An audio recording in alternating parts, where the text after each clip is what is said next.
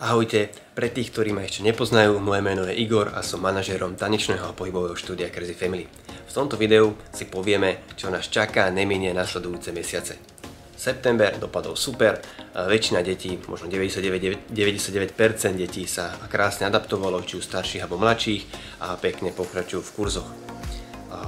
V mesiaci september bolo to veľmi náročné, či už pre rodičov alebo aj pre nás, tým, že vlastne sme deti adaptovali a chceli sme, aby čo najviac detí zostalo na tom kurze, pretože je veľmi dôležité tanec v našich životoch, dáva im to disciplínu, pokoru, nové priateľstvá, socializáciu. Sú to naozaj hodnotné veci pre deti v dnešnom svete.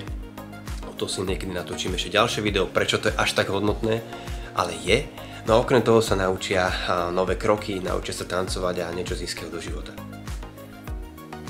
Mali sme teraz poradu s lektormi a sami sme chceli vidieť, ako sa budú tváriť, no a boli sme z toho nadšení, lebo aj lektori sami boli nadšení, boli plní energie, veľmi veľa rozprávali, usmievali sa a hovorili nám zážitky z lekcií.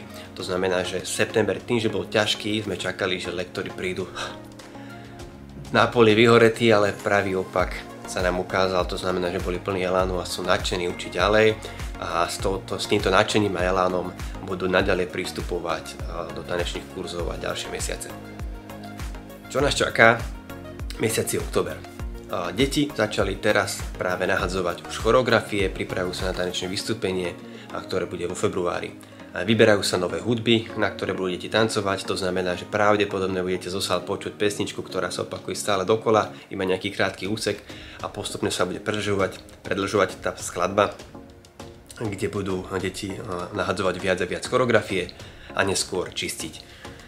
Do vašich profilov budú lektori zasielať informácie o tom, čo budú ten konkrétny mesiac presne robiť. A teraz by to už v týchto dňoch by to vám malo prichádzať do vašich profilov.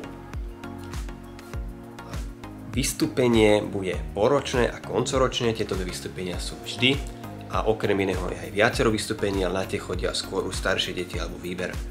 Poročné vystúpenie bude vo februári. Deti minibalerínky a Energy Dance budú vystupovať 10. a 11. februára do obeda, to znamená jeden z tých dní.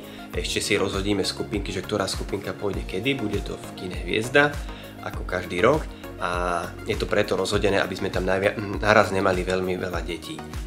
Ako to vypadá na takom predstavení a čo tam robíme počas generálky, si viete pozrieť na našom YouTube, keď státe Crazy Family, vystúpenie a generálka. Máme tam dve generálky, jedno z divadla, druhé z kina Hviezda.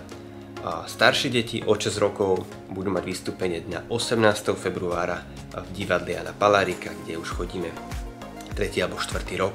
Je to tam krásne a vysvietené a je to krásny umelecký zážitok. Menšie deti do divadla nedávame aj to z toho dôvodu, že v divadle je úplná tma a svetla idú spredu na nich, to znamená, že ani deti niekedy nevidia na rodičov, sú nasvietené v žiari reflektorov a malé deti by sa toho mohli zlaknúť a báť. Deti už prváci sú zvyknutí troška na takéto veci a zvládajú to úplne super, a tie deti staršie sa v tom už úplne si to užívajú v tom žiari reflektorov. Takže toto nás čaká v nasledujúcich mesiacoch, nácvik, a veríme, že aj množstvo family akcií, ktoré štúdio usporiadáva každý rok.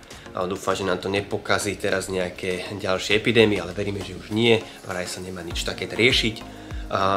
Takže nás čakajú určite nejaké akcie, či už na Mozartovej alebo na Kopánke. Veľmi sa na vás tešíme a sme veľmi radi, že ste s nami. Ahojte.